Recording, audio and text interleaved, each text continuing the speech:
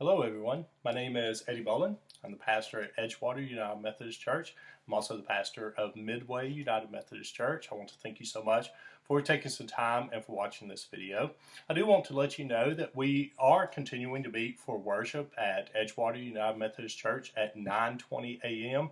and we're meeting for worship at 10:45 a.m. at Midway United Methodist Church, and all of you are invited if you would like to come and if you would like to be part of the worship service in person. I do want to remind you that there are some precautions that we are taking, especially as COVID-19 cases continue to take an uptake in our communities and around our state and even in our country. I ask you to be in prayer for many of those who are once again on the front line, medicine and just throughout our country and many parts of the world. If you're planning to come and to be in person in worship, I do want to encourage you to take, on that particular Sunday morning, to just take a moment, make sure you do not have a temperature. If you have a temperature, do not come to church. Do not come and join us for in-person worship. Watch the video that we are providing for you. If you find that you are feeling well, if you do not have a temperature, I want to remind you that you are required to wear a face mask the entire time. That includes in the parking lot. You're required to wear that face mask and keep that face mask on the entire time that we were in worship together. Also, maintaining social distancing. That is in the parking lot, that is in the church as well, and we are doing everything that we can to minimize all those touch surfaces that are around, doing extra cleanings around restrooms, extra cleanings around door handles, and just throughout the worship space. But again, you are invited if you feel well enough to attend and to be part of worship during that time. Have you ever heard this phrase? Maybe you've not only heard this phrase, but you've used this phrase before, but it's the least that you can do. The least I can do. I don't know, maybe you've used that phrase. Is one, I think sometimes it kind of gets overused a little bit, but it's one that's really interesting, particularly for what I want to move us into and begin a conversation with. Have you ever thought about that? What is the least that you could do today? What's the least that you could do to save your country? And you may ask that question, you may pose a question back to me and say, well, really, does our country need saving? Does the country that I'm in, is that a country that needs saving? And I will say that in the United States, we have just went through a presidential election. There were at least 150 million people who voted. That number continues to rise even right now, and even today as I'm making this video. But at least 150 million people, they voted in the United States presidential election, and many of them, they voted. And they voted, and they will tell you this, they voted to save our country. This is when my ears as a pastor, they begin to pick up. Because I've even heard people say that they voted so that they could save the soul of our nation. When I hear the word soul and nation, when it comes together, it does. I begin to pay attention. I begin to listen to those kind of conversations because for me, I think that is really good that people are thinking about that. But many of them did. They voted to save their country, not only believed that their country needed to be saved, but also, in addition, those 150 million people who voted, they tried to convince other people that you should vote this way or you should vote that way in order to save our country. Beyond elections, I will say that all countries do need saving because each nation, each country faces judgment from God. In the New Testament gospel, the gospel according to St. Matthew chapter 25, Matthew chapter 25, starting at verse 31, this is what Matthew writes for us, that when the Son of Man, that is when the Son of Man comes in his glory and all the angels with him, then he will sit on his throne of glory. All the nations will be gathered before him, and he will separate people one from another as a shepherd separates the sheep from the goats. There is a judgment that comes upon the nations, and you can read it, you can find it in Matthew 25 verse 31 through 46. That is going to be the text and the basis for this message that I'm offering you on this video. And the call that comes in Matthew 25 is abundantly clear that our nation, as well as every nation in the world, is called to serve. The people that are a part of that nation are called to serve. It is the least that we can do to save our country. And so you may begin to ask that question, well, who is it that I am serving? If I am called to serve in order to save my country, who am I called to serve? Well, Jesus is very clear about that too. Jesus says that you are called to serve the least of these, the most vulnerable around us. And then Jesus says this is how. This is how a country serves the least of these. That in the way that an entire country, in the way that an entire people, in the way that they serve the least of these, that will be the judgment that comes upon the nations. And so for you and I, for us, the least that we can do to save our country is to serve the least of all those around us. And by doing the least that we can do, serving the least that we can find, that is in fact what saves our country. Again, Matthew 25, when Jesus returns. And how much hope do we have as followers of Jesus Christ that when Jesus returns?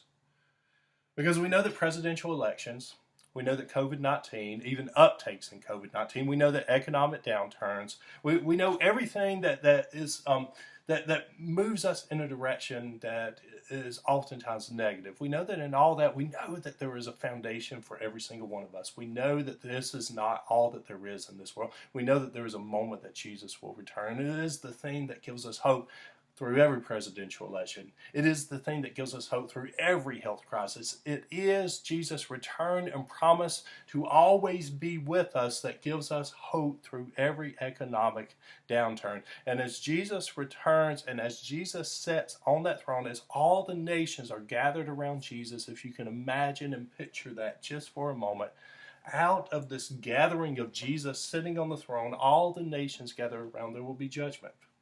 And the consequences, as all the nations are judged, as they are judged like sheep and goats, some will stay with Jesus, some will depart. Sheep at Jesus' right hand, goats at Jesus' left hand, as the scriptures tell us in Matthew 25. What if today, what if we weren't waiting for Judgment Day? What if we weren't waiting for the return of Jesus, but what if today? What if today was the day? What if we did not want to wait?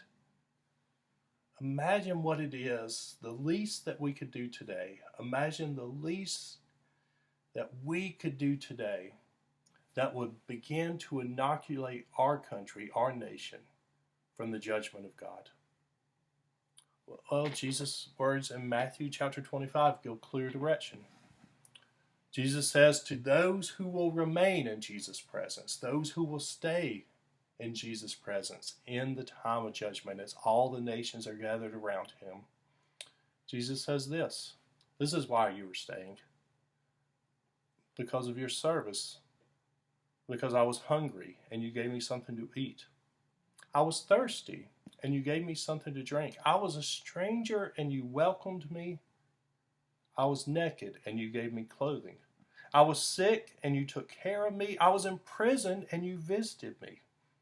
6 very specific acts of service, and yet it's the kind of service that anyone can do. All the nations are gathered again, Matthew 25, and then the people will say, but Jesus, we didn't do that.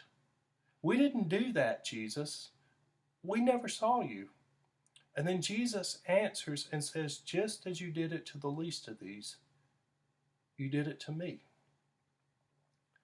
And you may start to shake your head a little bit and say, really? Just as you did it to the least of these, you did it to me. Really? Is that all there is? Are nations like ours judged on, well, really, are nations like ours, as much as we love our country, as our country, does it come down to a plate of food? Does judgment on our country, does it come down to a drink? Does it come down to welcoming a stranger? Does it come down to clothes or caring for the sick? Does it really come down to visiting someone who is in jail? I mean, is that really all there is? And the judgment on the nations Because Jesus, let me tell you, those are really just open door ministries. That's what all of us do.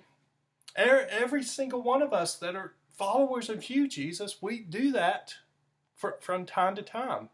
But Jesus, look at everything else that we're doing. Look at all the ministries that we're doing. Look at well, Jesus, take a minute. Let me tell you about that faith sharing class that I was a part of.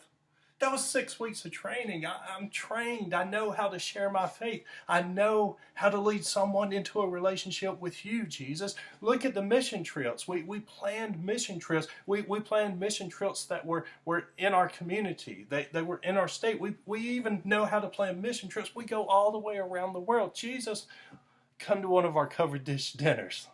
Look at the spread that we were able to put, and that we bring it together and we just eat. Look at all the food that we're able to make and prepare.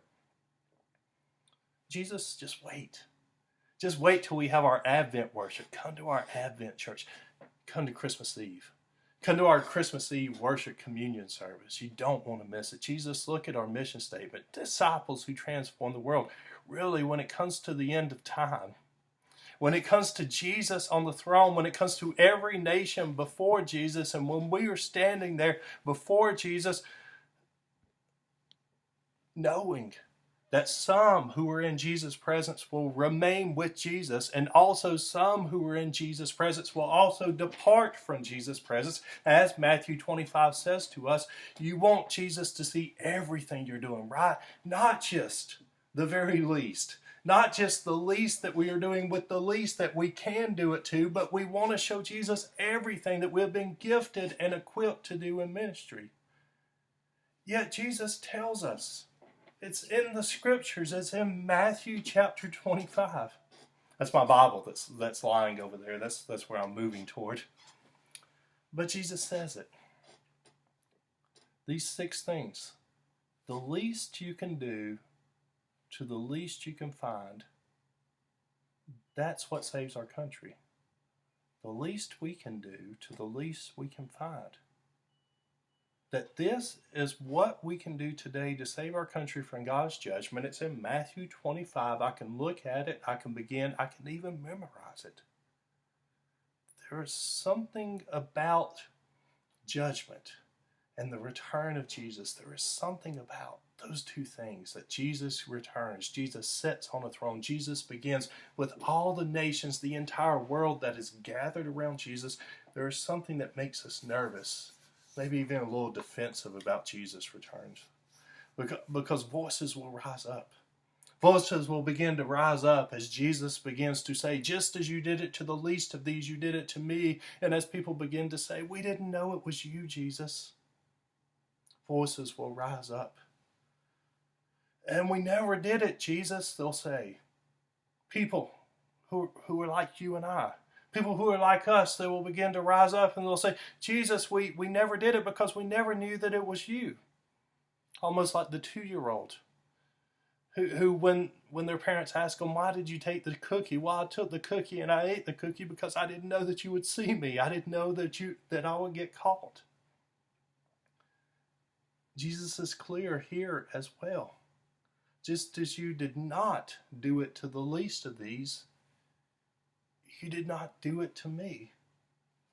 What is extraordinary that in Matthew 25 is that as we look at the gold standard of God's judgment when the nations are gathered around and when Jesus sits on his throne, what's extraordinary about Matthew 25 is that as Jesus tells us the standard by which all nations will be judged, these 6 principles, the least that any church can do, and the least that almost every church is already doing, the least all of us can do, and even we know because we remind ourselves all the time that we can even do more of these 6 things, Jesus. But these 6, the least that we can do, serving the least that we can find. That this is what will save our country from judgment at the end of time. And guess what? We don't have to wait that long. We can begin today. We don't have to wait till that moment when Jesus is sitting on that throne. We do not have to wait till that moment till all nations have gathered around the throne of Jesus. We do not have to wait till that moment when Jesus begins to say to those on the right, those on the left, stay with me, depart from me. The good news for us today is that we can start today by doing the least that Jesus says will save our country, our nation from judgment, to the least and the most vulnerable people that are around us. You may remember this, that a few weeks ago we moved into Luke chapter 10. There's a previous video if you'd like to take a look at it. But in Luke chapter 10, we begin a conversation talking about living faith. Now, it may not be something that you have clicked on the video and said, you know what, I can't wait to learn about what living faith is. But one of the remarkable things about a living faith, that is a faith in God, is that once you recognize, as Luke chapter 10 reminds us, once you recognize that God is sending you to do something, it really begins to change your faith. That is what you feel about God, your experience with God, what you believe and understand about God, that faith that resides deep inside you, that faith that you have, that once you recognize that God is sending you to do something, a specific task, it gives you a living faith. That what might have at first been just a belief, that all of a sudden it becomes alive in you. And so that's what we talked about in Luke chapter 10. Was interesting about Luke chapter 10, there's a transition. Jesus has called and equipped the 12 disciples, and then Jesus calls 70 more, and he sends them. And then all of a sudden, they begin to do this extraordinary. They begin to do these 6 principles that we're talking about. Jesus will even say to them, he says, when you go out, I don't want you to carry a bag. I don't want you to carry a purse. Don't carry any shoes or anything with you. Go empty-handed and go look for homes. Go look for a person of peace. And when that person welcomes you, when that person invites you, one of the 6 principles that Jesus talks about that will save our country from judgment. And when someone welcomes you, then say, peace to this house, for the kingdom of God has come near you. Amazing. And so these are not just principles that these are principles that Jesus instilled in his disciples and his followers, and even sent these 70 others and said, I want you to go and I want you to live these principles. I want you to put them into practice as you're going out. Now, one of the remarkable things about Luke chapter 10 is that we get to see them go. We get to see Jesus sending them, the 70, out as they go. We get to see some of the ministry they do. I encourage you, take a look. Luke chapter 10. But then at Luke chapter 10, verse 17 and 18, then what we find is that we find the 70 return to Jesus, and they come to Jesus, and they are absolutely amazed. They said, Jesus, you won't believe what we were able to do. You won't believe that even the demons, they responded to us. We can't believe what we were able to do because you, Jesus, you sent us and you equipped us. Amazing things are taking place, and Jesus interrupts them. This is again Luke chapter 10, it's 17 and 18. Jesus interrupts them and says, yes, I know, because I watched Satan fall from heaven like a flash of lightning. It was for them the least that they could do to the least that they could find, that Jesus says, when I saw the ministry that you were doing, when I saw that you were sent to do this, I watched Satan fall from heaven like a flash of lightning. Imagine you being sent to save your country from God's judgment, because you are. You are sent today in the world. And this is the good news for you, is that you do not have to wait till that moment when Jesus sits on his throne, because Jesus is already. It's also another thing that gives us hope. Jesus is already on his throne. We know there will be a judgment upon all the nations, and we also know that today that we can make a difference. You are the person that can make a difference today. You are being sent to save your country. It is the least that you can do to the least that you can find. That is, in fact, what will save your country. To give the hungry something to eat. That means that sometimes it's a matter of sharing just the leftover food that you have. At other times, it's a matter of preparing. It's a matter of providing food for someone who is hungry. To give a drink to someone who is thirsty. This is the one that is so interesting to me, to give a drink to someone who is thirsty.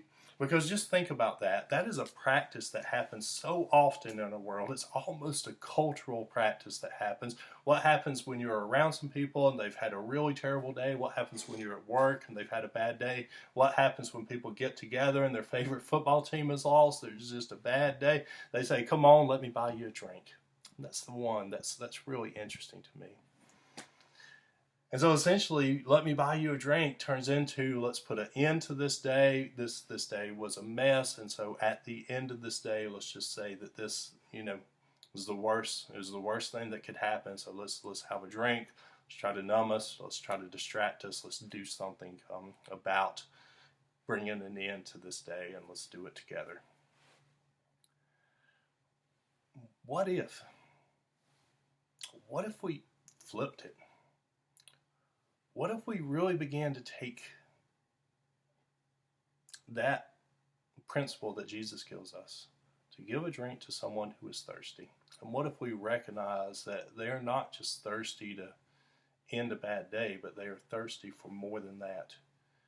And what if rather than a drink that was something to distract or something to numb, well, maybe surely coffee's got to be all right. Maybe invite someone for a cup of coffee. But at the end of a bad day, what if we gave them a drink? And also, what if we begin a conversation about not numbing ourselves or distracting ourselves at the end of this day? But what if that drink was an opportunity to be blessed, an opportunity to be reminded of what God has truly done in their life and what God has promised to continue to do in their life? To give a drink to someone who is thirsty, to welcome a stranger into the very places that we already love, that we already know. To give socks, to give shoes to someone who doesn't have any, to give clothes to someone who doesn't have any. To care for someone who has a chronic or maybe even a terminal disease, or someone who is just sick. To sit behind glass, to pick up the phone and to talk to a prisoner, and to talk to a prisoner